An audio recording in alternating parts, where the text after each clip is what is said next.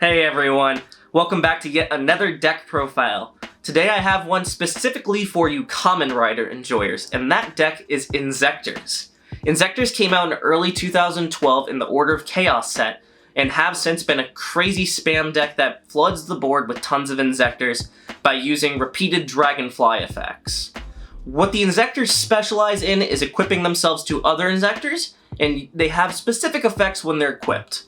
So for example, Hornet can pop itself and then pop another card in the field. Ladybug will increase the level of a target monster in the field, and then Hopper allows you to attack directly. There are other Inzektors, but each one, when they have an equip leave them, will have a specific effect also. Centipede, if it has an equip leave it adds a Inzektor, I believe just an Inzektor card. Then you have Dragonfly being able to special summon an Inzektor from the deck. Thankfully, because of Grand Creators, we got a new card with the created card, which was Zektrike Kalu, which allows you to send an Inzektor from the field or your hand to either add or special summon an Inzektor, or even add an Inzektor equip, which is very good because the issue was the deck lost to Imperm. It lost to Effect Veiler because if you negated the one monster they normal summon, they can't continually loop. It also lost to Ghost Ogre because of if you get rid of their monster on the field when it activates an effect, they just can't do anything because you really need keep the monster on the field. Even if it's negated, at least with Zektrike, you can kind of go through the plays, but Ghost Ogre you just immediately lose. And then you also lost a lot to Droll because the deck adds a lot. But you can combat that with Crossout Designator and Called By. Unfortunately, I don't have Crossout, so this deck won't be using it. There are some things that you can cut to add Crossout in its targets. I can explain that later, but I really do love this deck. It ends on some pretty crazy boards that are very difficult to break in this meta. You usually can end on like a Griffin lock plus Paradise Smasher lock plus Apo and then some other things. Usually people can't even get through a Paradise Smasher. So the deck has a lot of plays going for it. The only thing that hinders it really bad is hand traps at the moment. If you can play through the hand traps, or if somebody doesn't open up a hand trap, it's free real estate in that sense because you can just create an unbreakable board and they can't really do anything. The deck has a little bit of issues going second because of the fact that you need to establish your board through tons of negates. The deck has some problems going through that. If you really wanted to, you could just normal summon a Dragonfly, equip a Zect Blade or Zect Caliber, and then equip like a Gigamantis, and then go to town beating over their negate before you continue to play. And then you could also use like your Hornet Pops to clear the field. There's a lot that the deck has going for it.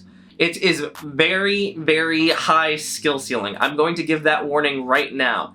If you screw up a single zone for your Link plays, you are going to cry because you have messed up your whole entire combo. Sometimes you will summon a Inzektor to a zone that you actually have to link to later. And you want to keep that Inzektor there, but you also have to link it away. So you have to pay careful attention of where you're going to be placing your monsters, what you're going to be planning, and what's your end board. And you also want to be careful of knowing what your once per turns that have been activated are. You're not legally allowed to put a counter on your Inzektors to say like, I've used this effect to equip. So you always have to keep a mental log for yourself of, I've already used Dragonfly's equip, I've used Centipede's equip, I've used Ladybug's equip, or I've used Hornet's equip. You always have to be careful of these sort of things. That's why this deck, I would say, is extremely difficult and very hard to pilot. It actually took me a long time to be able to even play with the deck and being able to master it. I'm still not even a master. I actually built this deck with my buddy John. I've talked about him in the regionals video. He was the one who kind of got me onto Inzektors with the new cards. Me and him deck theorized a lot, came up with some pretty crazy combos and lines that you wouldn't expect, and I bring that to you here today so that you guys can experiment with this deck and hopefully take some locals with it. I don't see anybody going to be taking nationals with this because you just get hit by so many hand traps, but you can take a surprise locals and top with this. It's a very strong deck. But I'm going to get right into the deck profile and I hope you guys all enjoy. Just a fair word of warning right now, I'm not going to be giving any combo demonstrations because this thing can take 20 minutes to do a combo and it'll make the video insanely long. Let's put it this way, if you play this deck and are able to combo off, you will waste half the round before you are able to even do your turn 1. So your opponents will get really annoyed, and sometimes, I hate to say it, but you can play for time with this deck because the combo lines are just so ridiculous. But we're going to start off with our Inzektor cards. So we're going to be playing the normal package. We're going to be playing 3 Inzektor Dragonfly to start with. It is, of course, your best normal summon in the deck. What it does is it allows you to equip an Inzektor monster from your hand or grave to the card, and if an equipped card is sent to the graveyard while equipped to this, you can special summon an Inzektor card from your deck. Also, while this card is equipped to a monster, the monster's level is increased by 3. That does not come up much, so I would ignore that point.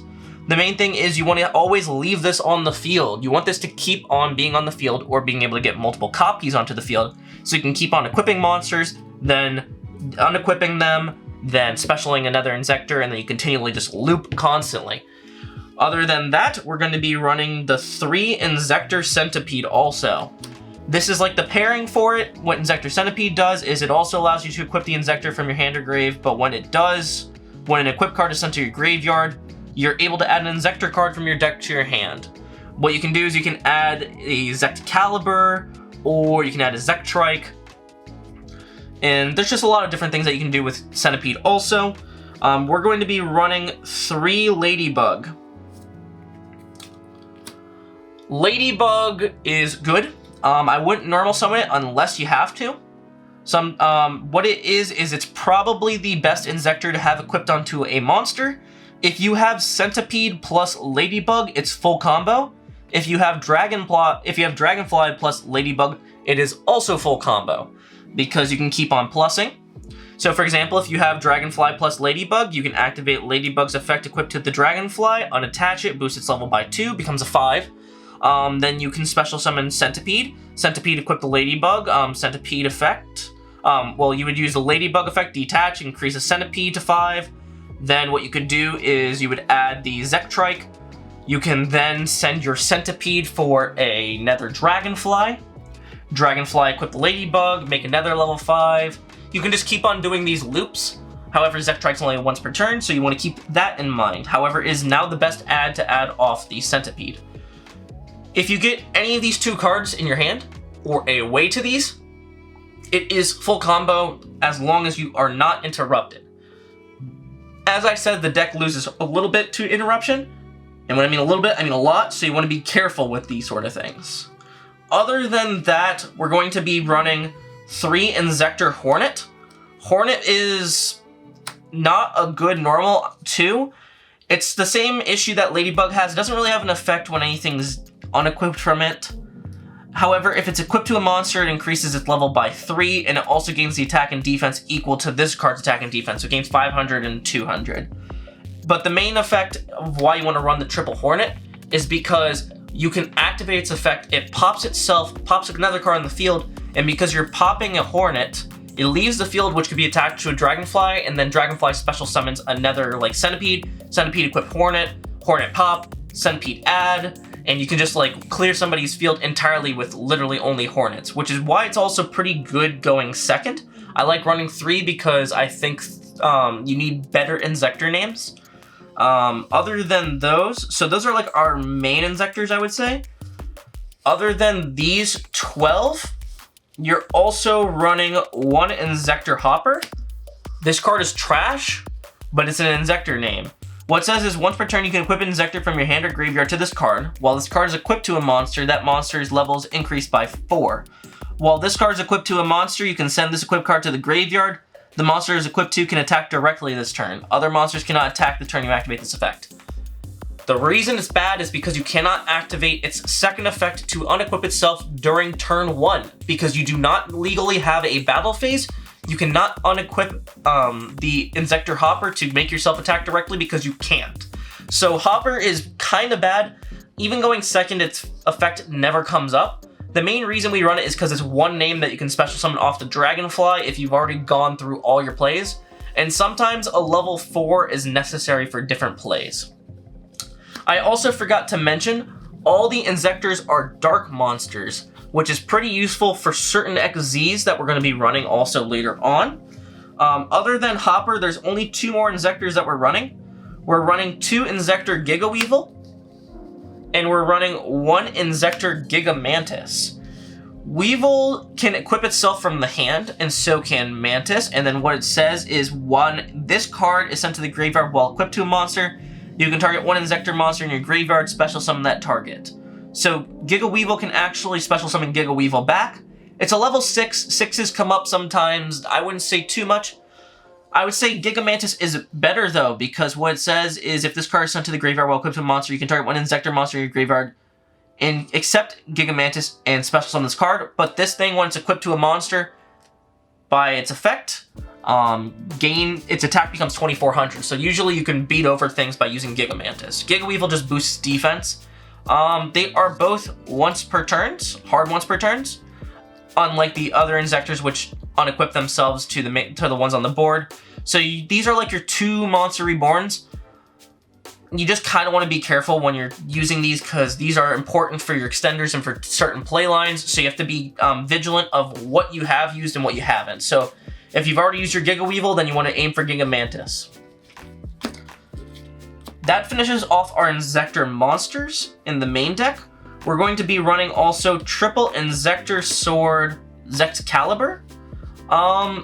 This is alright. It says equip only to a face-up Inzektor and it gains 800 attack and defense. If this face-up card on the field is sent to the graveyard, target 1 Inzektor monster in your graveyard, add that target to your hand. So what you can do is, like, let's say you equip Giga Mantis from your hand to, like, a Dragonfly. What you can do is you can Zexcalibur the Giga Mantis away, or you can Zectrike the Giga Mantis away, go for your plays. Then later on, you can Zexcalibur back your Giga Mantis into hand. Then from there, you can equip it again and keep on doing more equip plays. Zexcalibur helps recycle your Giga Mantis and your Giga Weevil to do more equip plays, even if you have used their effects, which is pretty cool. And the last Inzektor spell that we're actually running is Zectrike. This was the create a card. It is, as you can see, common. It's like the Inzektors riding the Kamen Rider bike, which is pretty cool.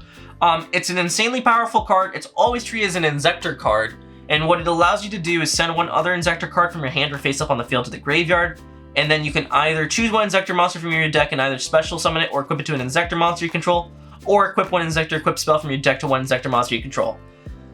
People originally thought that this was a neg. It's actually not. It's a plus as long as you have an Inzektor equipped to like a Dragonfly or a Centipede, because what you can do is send that card that's equipped to them to the graveyard to summon out another Dragonfly, and then you just plus off of it. It's like, this card's crazy. Sucks it's only like a hard once per turn. If it was a soft once per turn, this deck would be insane. It would have crazy playthrough. But that's all of our Inzektor cards in the main deck. We have an honorary Inzektor card, which is in Cocoon of Ultra Evolution. What it says is tribute 1 insect monster from your field equipped with an equip card.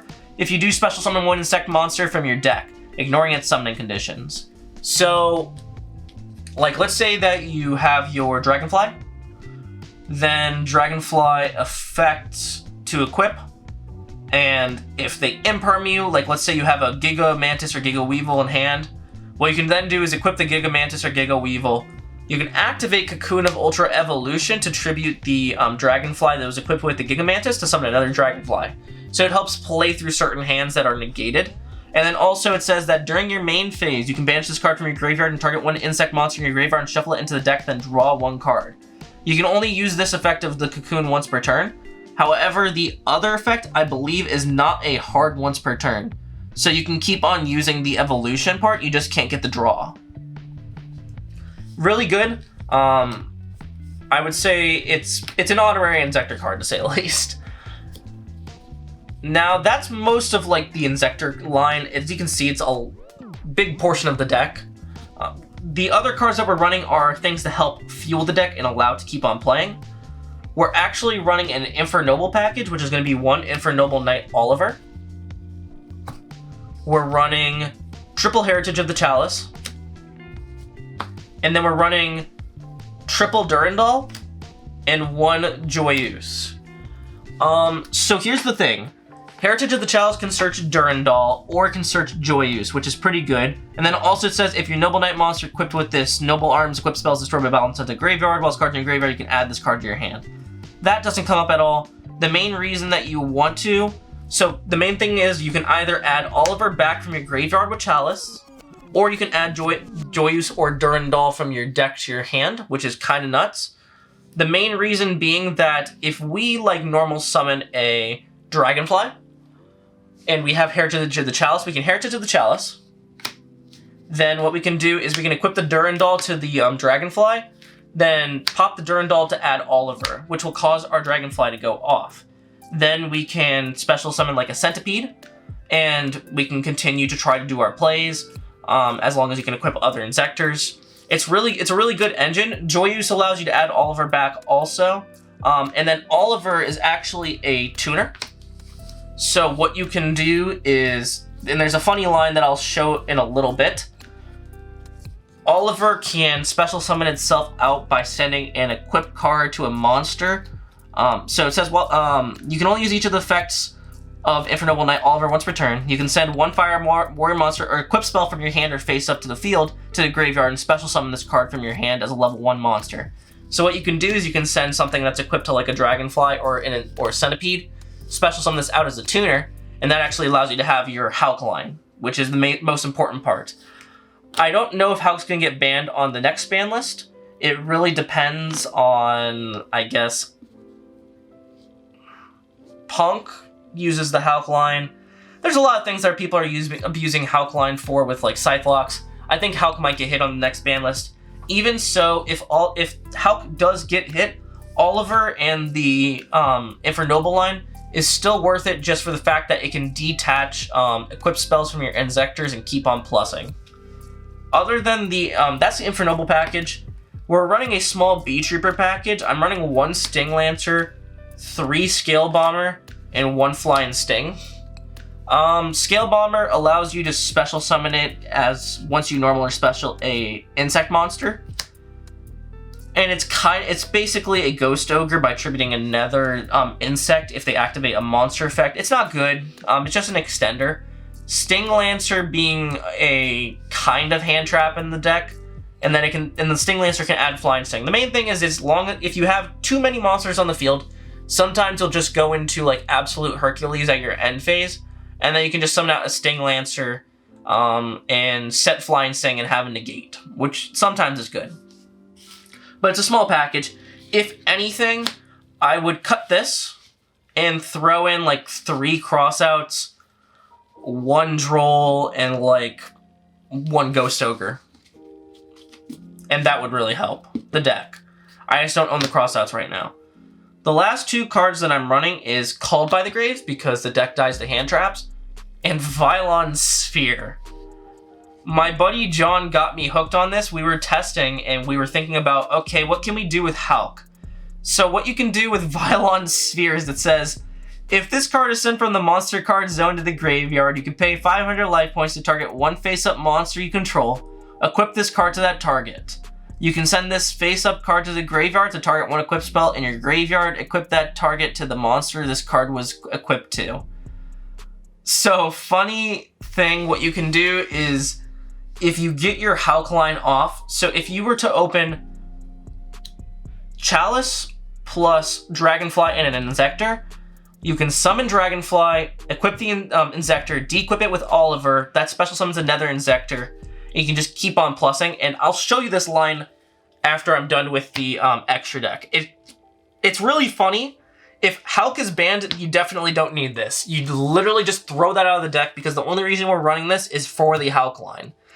It's not a super hard brick because of the fact that you can summon it with Hulk, but if you don't even have access to your Durandal, like your, what's his name? Oliver line, then it's kind of a useless thing. Now to get onto the extra deck, we're going to start out with our Link monsters. We're running 1 Inzektor Pico Felina. Good card. It actually is useful in Inzektors. Who would have thought? What you can do is says, if this card is Link summoned, discard a card and target 1 insect monster you control. Equip 1 insect monster from your deck to it as an equip spell. And the equip monster gains 500 attack and defense. So you can equip like a... As long as you have a Dragonfly out, you can equip a Hornet to it or something like that, or a Ladybug, whatever you don't have in rotation, and then you can just keep on plussing. Also, the cool thing is it can shuffle 3 insect monsters into your deck and then draw a card. So you can use that to shuffle your centipedes that you've used up already into the deck to draw one, so you can keep on cycling through them. And then also, you can use Cocoon, its effect to banish itself and shuffle an insect into the deck. Once you've used your one Pico Felina in the deck, shuffle that back in so you can use it later. Other than that, we're running a few more Link 2s. We're running one B-Trooper Armor Horn. Armor Horn being a extender. It requires 2 insect monsters, and you can only special summon insects once on the field. And you get an extra normal summon from it, and then you can also banish 3 other insects from your graveyard to special summon it back, but banish it when it leaves the field. Sometimes it comes up, sometimes it doesn't. I just run it in case there's an issue with my cards. We're running one Nightmare Cerberus, we're running one Shinobi Insect Hagura Kamino, and then one Crystron Hulk. Hulk being for that line that I was telling you about earlier, and then Shinobi Insect to be able to link off 2 monsters in case you just need a normal, like, something to link off with. And then also Cerberus is actually used for a Nightmare lock later on.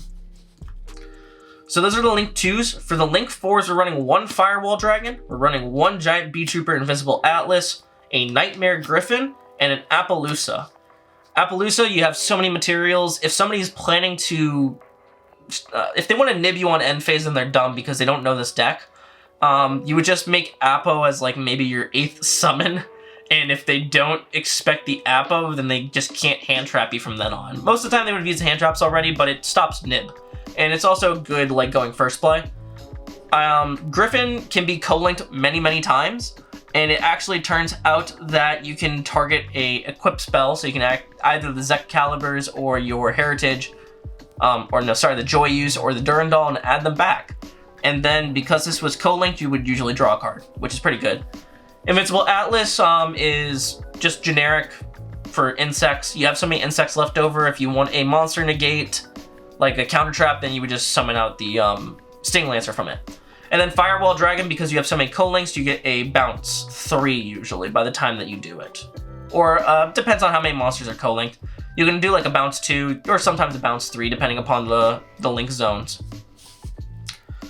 That is the link monsters for the deck.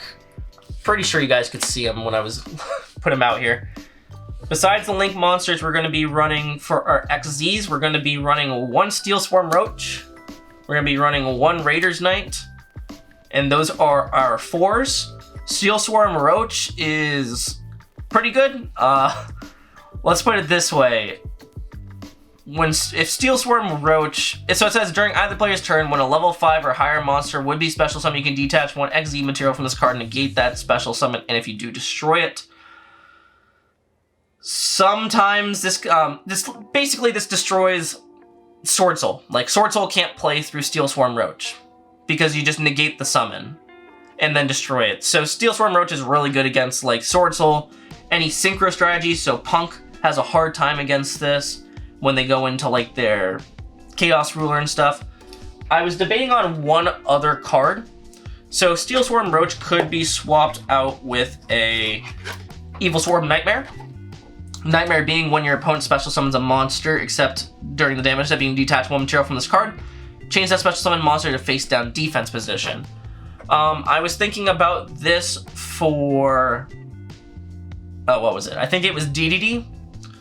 These are interchangeable, I'd say. It depends upon your matchup, but you can summon both of them because they just require 2 level 4s, this one being a dark, but all of our Inzektors are dark, and we can modulate levels, so we're fine. I run the Raiders Knight because I'm also going to be running an Arc Rebellion XYZ Dragon, which is pretty good. That's one of my win conditions for going second, being able to do Raiders Knight into Arc Rebellion. I can oftentimes do it. It's not hard. You just require like one... All it needs is one Dragonfly and one Ladybug, and you can do it, and you can OTK them. I have some funny tech choices.